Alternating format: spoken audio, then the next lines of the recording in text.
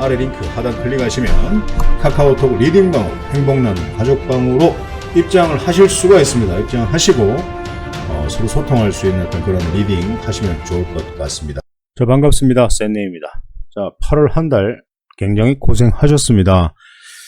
8월 달이라고 하면 이런 어떤 조정을 받는 어떤 이런 힘든 장에서 여러분들께서 많이 매매를 하셨을 테고, 또 이런 장세가 오면 늘 힘든 그런 매매를 또 하게 됩니다. 그래서 사실 매매를 잘 하신 분들은 뭐 수익으로 또 마감을 하신 분들도 계실 테고, 굉장히 또 전략적으로 짧게 치고 빠지는 어떤 매매 전략, 늘 말씀드렸던 것처럼 그렇게 매매를 하셨을 테고, 또 뭐 수익이 난 것도 이런 것도 없다라고 또 생각을 하시는 분도 또 그렇게 하신 분도 계시고, 또 보유 종목이 저런 어떤 조정의 장을 받으면서 굉장히 많이 밀리는 어떤 형태로 지금 가지고 있는데, 밀리는 거는 순식간에 밀렸는데 상승은 왜 이렇게 더딘가요?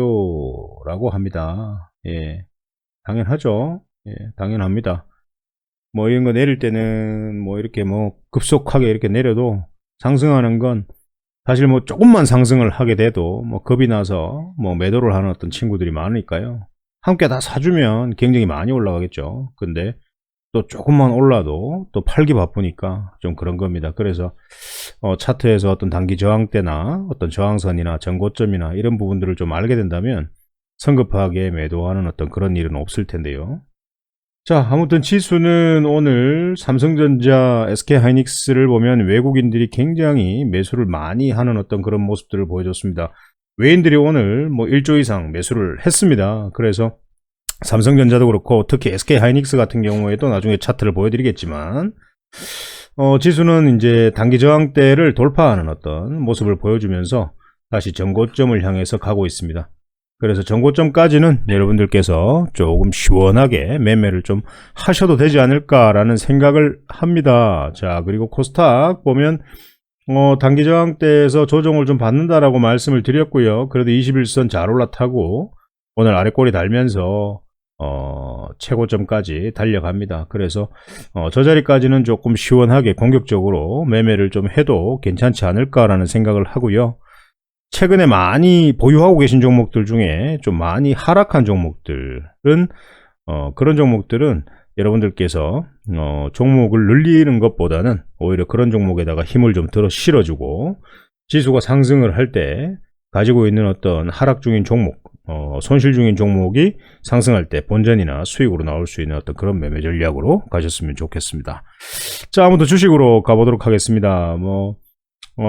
일진홀딩, 이제 삼성전자 한번 보도록 할게요. 먼저 저는 뭐 대본도 뭐 각본도 없습니다. 각본도 없고 그냥 뭐 여러분들께서 꼭 알고 가셔야 되는 부분에 대해서 몇 가지 이제 머릿속을 정리를 해서 늘 방송으로 말씀을 드리는데요.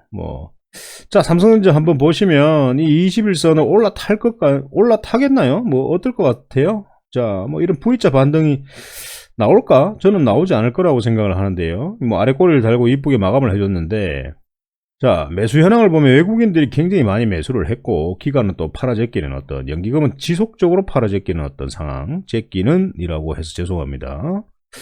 자, SK하이닉스 한번 보겠습니다. SK하이닉스 같은 경우에도 오히려 SK하이닉스가 자리는 더 좋아요. 여러분들 대형주 매매 하시는 분들. 사실 이제 뭐 SK하이닉스를 얘기를 해서 지금 그 놈을 살 때냐라고 말씀을 하시겠죠. 뭐 수소차나 2차전지나 이런 섹터를 사야 되는 거 아닌가요? 라고 말씀을 하실 겁니다. 그래서 뭐 수소차, 전기차 뭐 이런 부분들은 제가 또 종목을 또 보여드리겠죠. 예, 뭐 말씀드릴 겁니다. 그래서 지수 관련 대형주들이 이 친구들이 지수의 어떤 상승과 하락의 어떤 역할을 굉장히 막 강하게 하고, 특히 수급 주체의 어떤 외인들이 굉장히 중요한 역할을 하고 있기 때문에 이 삼성전자와 SK하이닉스를 보여드리는 겁니다. 그래서 일단은 뭐 이런 자리에서 저점에서 한번 SK하이닉스를 한번 노려보자 라고 말씀을 드렸는데요. 일단은 뭐 수익권으로 지금 보유를 하고 있고, 음봉 때마다 저점에서 모아가자라는 전략을 들여서 행복나눔 가족방에 계시는 분들께서는 일단 SK 하이닉스 수익권으로 지금 보유를 하고 있습니다. 그래서 이 친구가 내일 21선을 돌파를 할지는 저도 모르겠습니다. 뭐 봐야 되겠죠. 그래서 내일 또 음봉을 준다면은 또 한번 살 수 있는 타이밍, 또 상승을 한다면 수익을 즐기는 타이밍, 예, 그렇게 될 것 같습니다.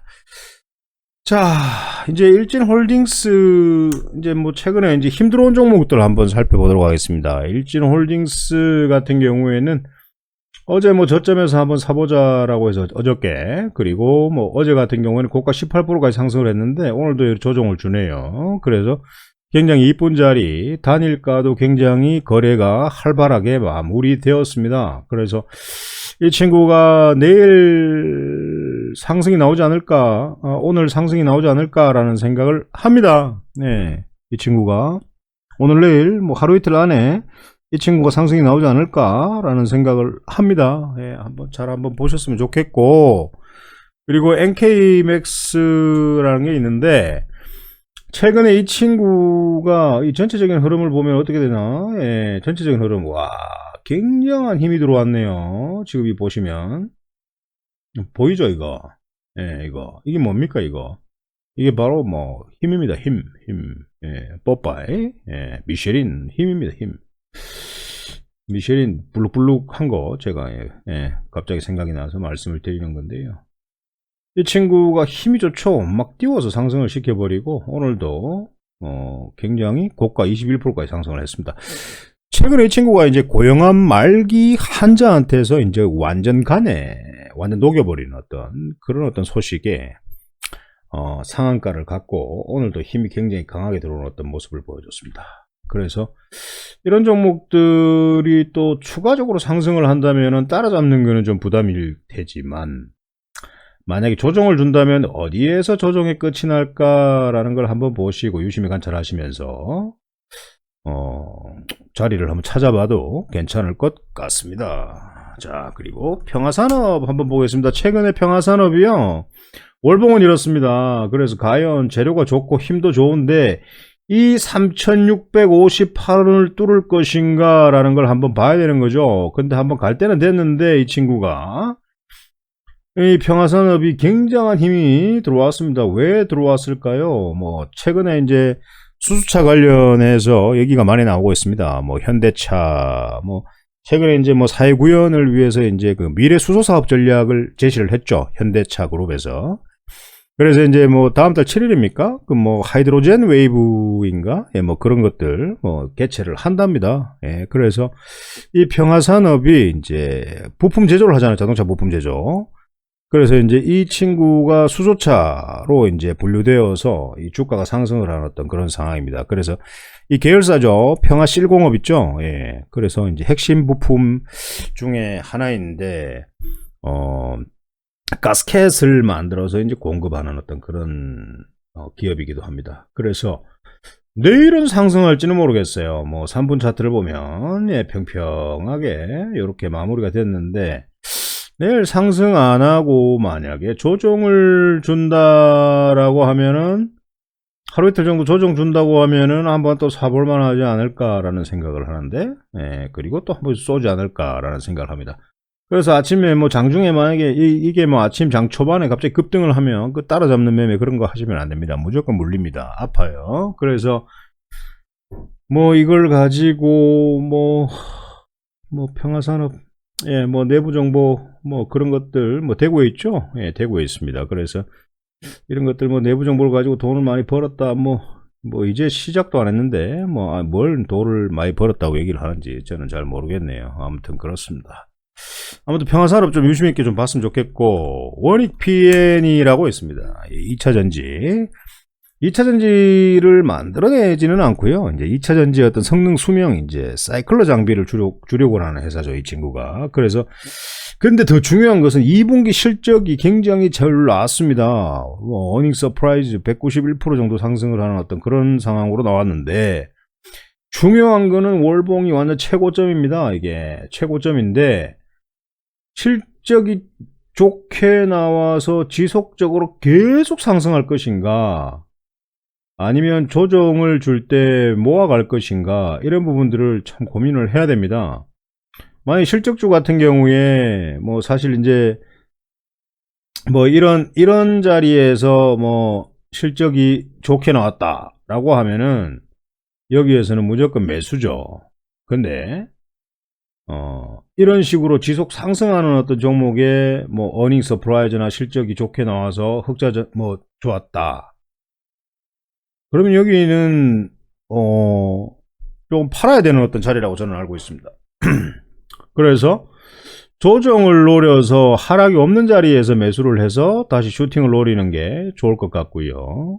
실적주들은 그렇습니다. 그래서 만약에 안 좋은 실적인 회사가 실적이 좋게 나왔다라고 하면 사야 되는 거고, 맞죠? 네. 실적이 어중간했는데 만약에 실적이 좀 더 좋게 나왔다라고 한다면은 그것도 또 사야 됩니다. 맞죠? 그리고 완전 고점에 있던 친구나 아니면 한 중간 정도 포지션을 잡고 있는 친구가 실적이 안 좋게 나왔다라고 하면은 조정을 기다려서 바닥권에서 살 생각을 하셔야 되고, 맞죠? 그리고 어중간한 종목이 실적이 안 좋게 나왔다라고 하면 크게 내리지는 않습니다. 그래서 바닥권에서 저점을 만드는 그 구간에서 사시면 또 수익으로 매도를 할 수 있습니다. 실적주들은 이런 식으로 이제 매수를 한번 해보시는 게 좀 좋을 것 같고요. 예, 뭐 좋은 실적이 나왔다고 해서 주구장창 올라가는 어떤 그런 종목들은 없습니다. 그래서 뭐 오늘 일진홀딩스, 그리고 NK맥스, 평화산업, 그리고 원익 P&E 이런 종목들을 한번 설명을 드렸는데요. 뭐 9월 달에는 여러분들 지수 저항대 최고점까지 한번 갈 때까지는 공격적으로 매매를 한번 해보시고, 만약에 이 친구가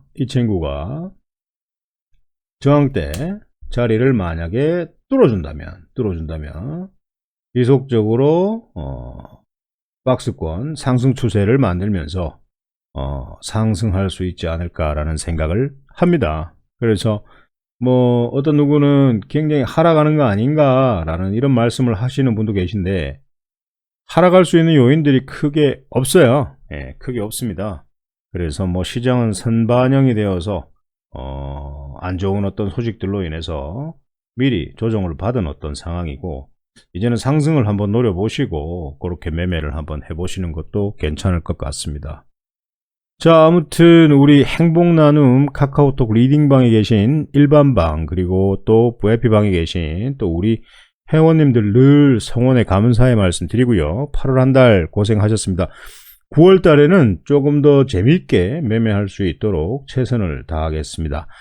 아무튼 9월 달 화이팅 하시고 오늘 방송은 여기서 마치도록 하겠습니다.